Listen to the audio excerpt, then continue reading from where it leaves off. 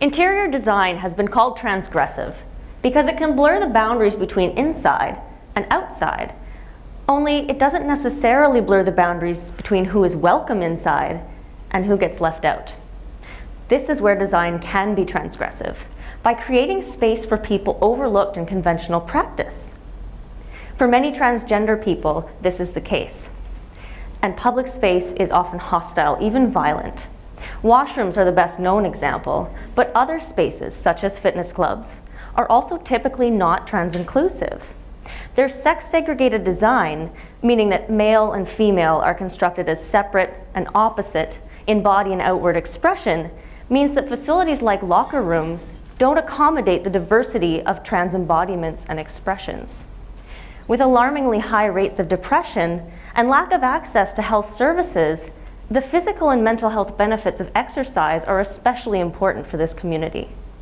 My research aims to develop a design for a trans-friendly fitness club, one that challenges the exclusivity of sex-segregated design and provides space for physical and mental wellness, regardless of sex, gender, embodiment, or expression.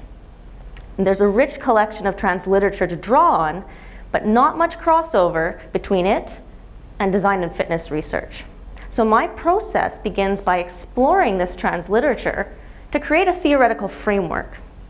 Against this framework, I can analyze design and fitness research and tease out their trans implications. With these, I can make comparisons to interviews I'm conducting with trans volunteers who speak to the realities of their experience and point to the intersections between the literature and their needs in public space.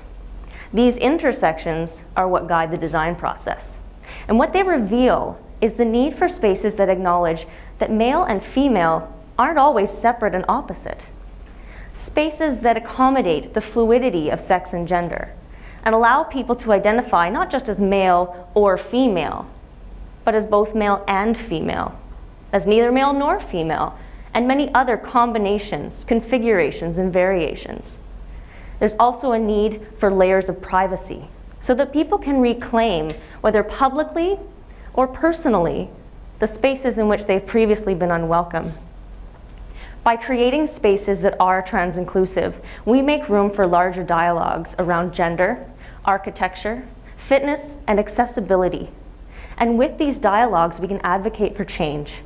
Change to design practice, to building code and human rights legislation, and most importantly, to social attitudes.